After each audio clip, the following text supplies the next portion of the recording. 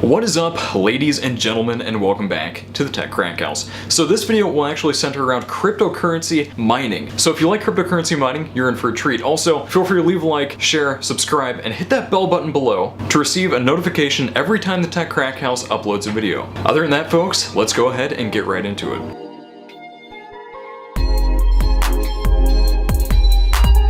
Alright, ladies and gents, so before I really kick off this video, I want to give a brief disclaimer. A lot of this information is dependent on the price of Bitcoin and Bitcoin mining difficulty. Now, currently Bitcoin is valued at $4,360 per coin. The price of Bitcoin does tend to fluctuate quite a bit, so keep that in mind when you're watching this video. Also keep in mind that many of the miners that I'll be talking about are actually not available on the Bitmain website, so in order to buy them, you'll probably have to buy them on eBay and shell out a good price for them. I wish that wasn't the case. Unfortunately, that's how things are kind of going with the Bitcoin mining world. Also keep in mind that Bitcoins are hot and they are extremely noisy. So if you don't want to deal with the heat or the noise, I would suggest avoiding this altogether. Other than that, today I have 7 miners lined up to talk about, so I'll be running through all of them, talking about if they're profitable or not, giving you some facts and figures, and kind of letting you decide whether or not you're interested in checking this out.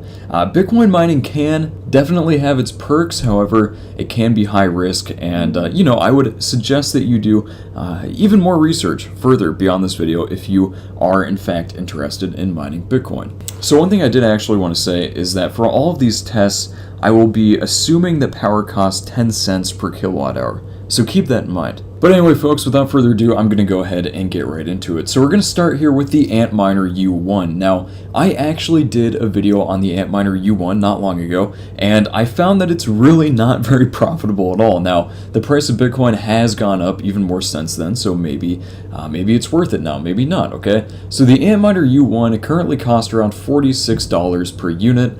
However, that's a pretty conservative estimate. That's what it should cost, okay? It can usually sell for upwards of $80 or $90 on eBay because people overvalue this equipment to a pretty extreme degree, and that causes pretty severe price inflation. The hashing power of the Antminer U1 is 1.8 gigahashes per second. It's not overclockable, and it draws 2 watts from your computer or whatever USB power source you might actually have it in. So with those figures, you would never break even on this investment. In fact, you would lose roughly $1.10 per year because power costs would actually outweigh your profits. Now annually, this would mine 0.000149973 Bitcoin. Now that's actually 0.65 USD or 65 cents. So as I said in my previous video, because you're paying $1.75 per year per power, you're actually better off walking down the street and picking up quarters. That's a better money-making opportunity than actually using an Antminer U1. Which sounds extreme, but it is true. So an Antminer U1 is really just not profitable at all. In fact, I would avoid these entirely. A lot of people charge exorbitant prices for them, and quite frankly, they just aren't worth it. So moving right along, we have the Antminer U2, and you might be saying, you just covered the U1, why are you covering the U2? Okay, isn't it pretty much the same thing? It is. It's a slightly more efficient version of the Antminer U1, which is pretty bad.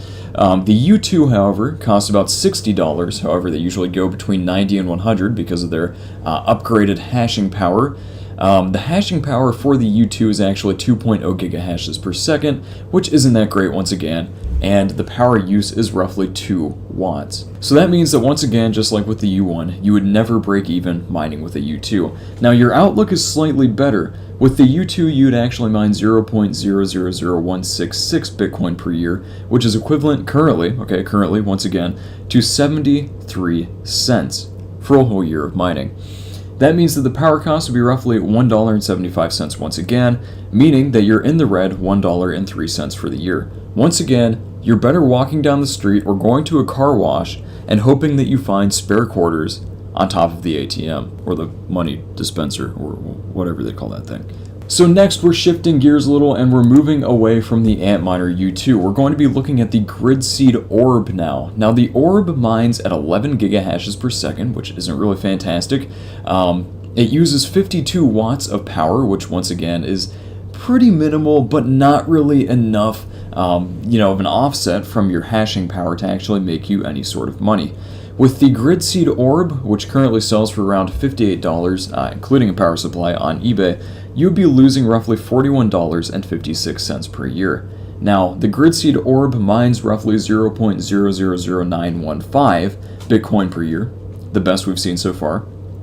However, that's roughly $3.99 per year in US dollars, and you'd be paying 45 cents a year in power. So, once again, the power cost just isn't really worth it, okay? And because of that, it's not going to be worthwhile.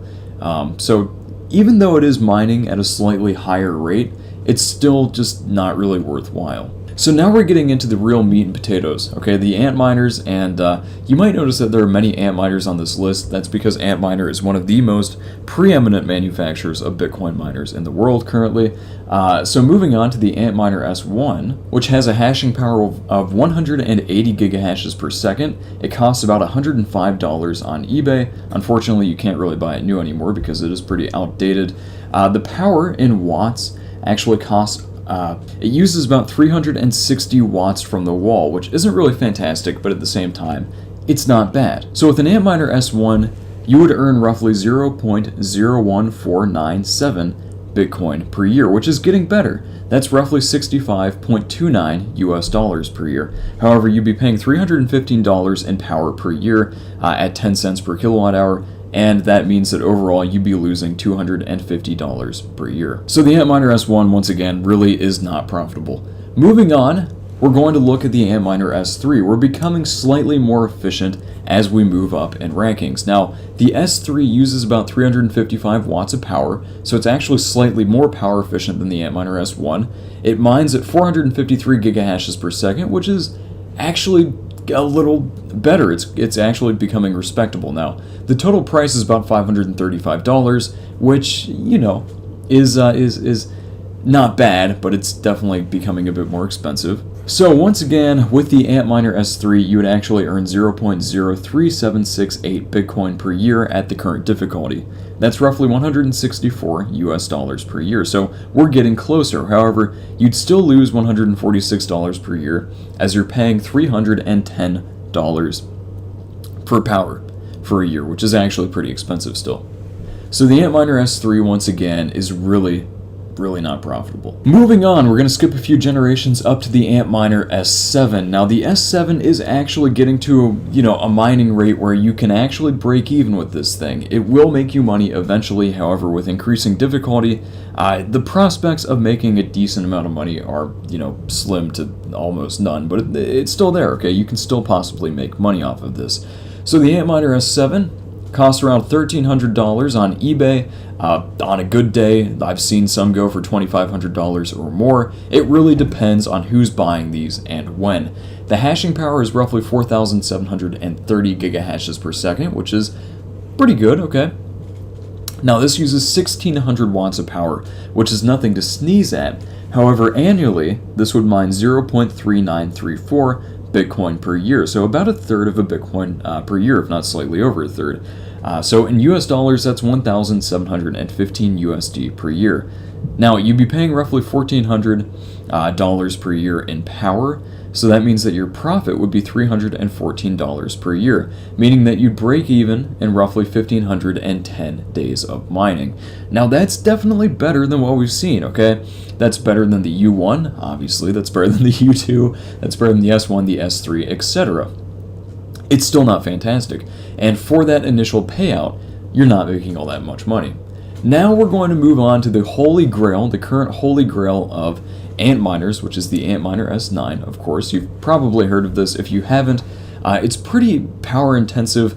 However, it actually mines at a pretty respectable rate. It uses 1,300 watts of power per year, so 300 less than the Antminer S7, and it hashes at 13,500 gigahashes per second, which is roughly 3 times the hash rate of the Antminer S7, so it's very power efficient.